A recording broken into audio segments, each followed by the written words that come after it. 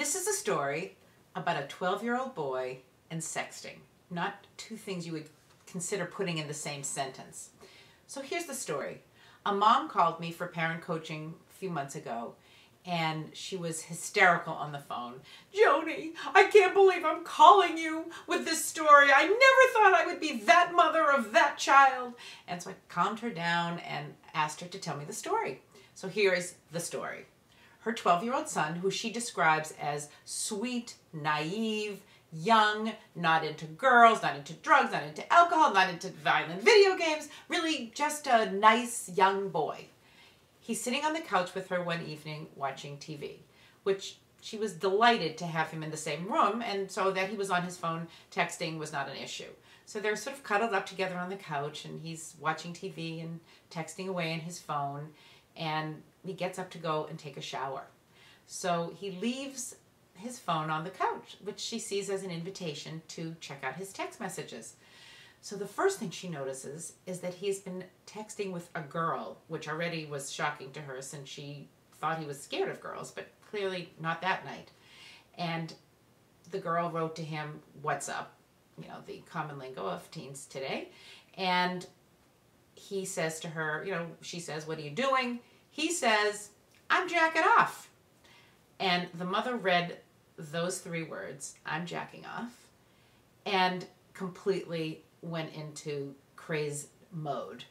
Her son gets out of the shower, walks into the living room to get his phone, and she was furious. "How could you put such language on your phone?" I mean, she went ballistic, understandably. If you thought your 12-year-old is saying "I'm jacking off" and he's sitting next to you on the couch, that would make you, I think, a bit uneasy.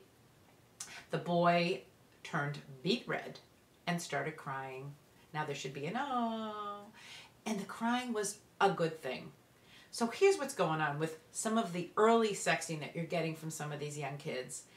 This is a way for them to bolster up their confidence, to let people see a side of them that maybe they don't see in school. Maybe he is that scrawny, small, young-looking 12-year-old boy that none of the girls are interested in, and he feels so inadequate. And so that when he gets home and he's on his cell phone or he's on his Facebook or whatever it is that he's doing that night, he uses that opportunity to build himself up and, give him a little muscle, so to speak.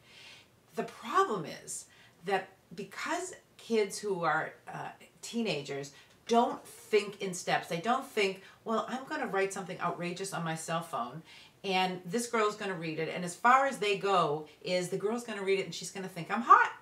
And that, for that kid, is so motivating. So he might continue to write those kinds of provocative text messages that we call sexting.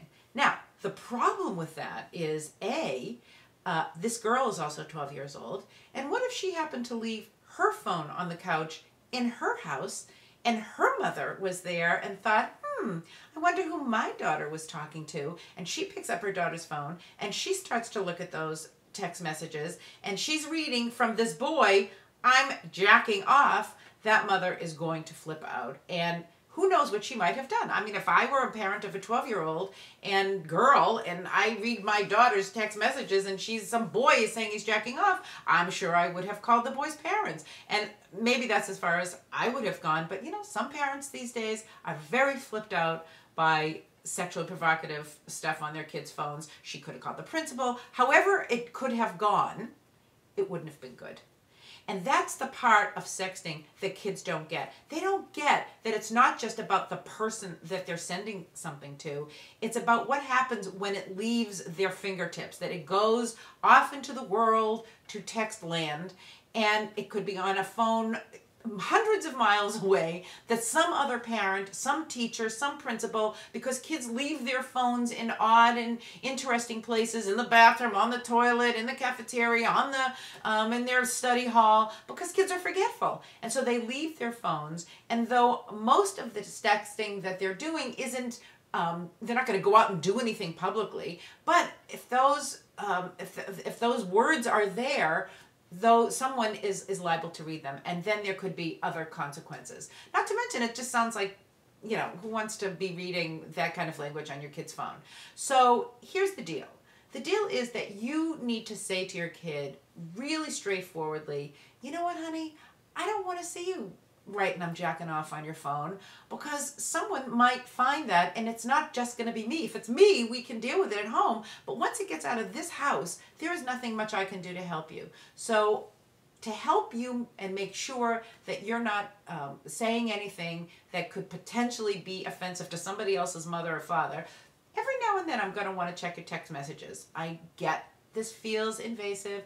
I get you don't want me touching your phone. I really understand that, but I don't want you unknowingly setting yourself up to get in trouble. So until I feel like you know what you can put on that phone and what you can't, we'll be checking in together. And then that's the end of it. And if he gives you like a whole bunch of, you can't get on my phone, none of you, he gets into one of those things, this is all you need to do. This is my best tip of the day. You're going to do this. And then you're going to walk away.